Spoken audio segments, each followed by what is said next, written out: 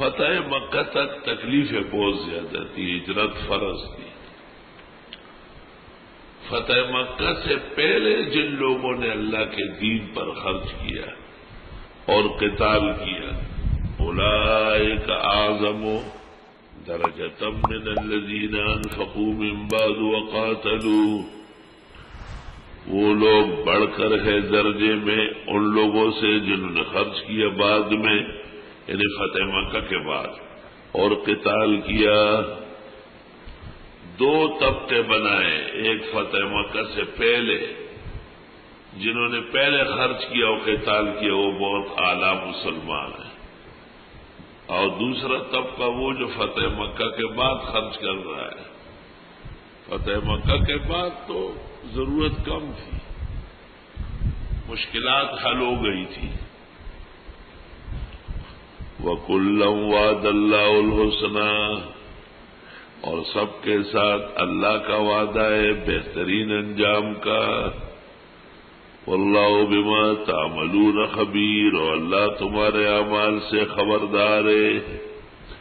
خرچ کرنا اتنا اہم مسئلہ ہے کہ فتح مکہ کے اندر بھی مؤثر ہے۔ جنہوں نے فتح مکہ سے پہلے خرچ کیا اور قتال کیا وہ اونچے ہیں، اور جنہوں نے فتح مکہ کے بعد خرچ کیا اور قتال کیا وہ ان کے بعد ہے۔ ہاں، انجام سب کا بخیر ہے۔ کسی رافضی کو یا رافضی نما کو صحابہ پر تنقید کا حق نہیں ہے۔ من ذا الذی یقرض اللہ قرضا حسنا، کون ہے وہ جو قرض دے اللہ کو قرض عمدہ؟ چار طبقے بیان ہوئے ہیں۔ انفقوا مما رزقناکم، ہم نے دیا ہے ہمارا مال ہے، خرچ کرو۔ وجعلکم مستخلفین فیہ، تم کو چند دن کے لیے دیا ہے نا، انفقوا، خرچ کرو۔ اور قرض دے دو، چلو تمہارا صحیح۔ من ذا الذی یقرض اللہ قرضا حسنا، آپ بھی نہیں دو گے تو مر جاؤ گے، رہ جائے گا۔ وَلِلَّهِ مِيرَاثُ السَّمَاوَاتِ وَالْأَرْضِ، کسی سے مال نکالنا کوئی آسان کام نہیں۔ مال تو لوگوں کو جان سے زیادہ عزیز ہے، اس لیے مال نکالنے کے لیے یہ مرحلے گزار دیے۔ ہمارا ہے، دے دو نا، تمہیں چند دن کے لیے دیا، مستقل مالک تو نہیں ہونا، مستخلفین ہو۔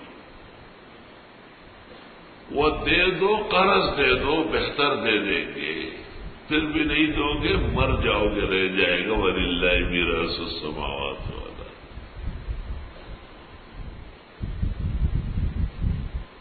کب دے؟ موقع پر دے۔ دیکھو جنہوں نے فتح مکہ سے پہلے انفاق و قتال کیا، اولئک اعظم درجۃ، یہ اونچے درجے والے ہیں۔ کون ہے وہ جو قرض دے اللہ کو قرض عمدہ، فیضاعفہ لہ، پس بڑھا دے اس کے لیے، وَلَهُ أَجْرٌ كَرِيمٌ، اور اس کے لیے اجر عزت کا ہوگا۔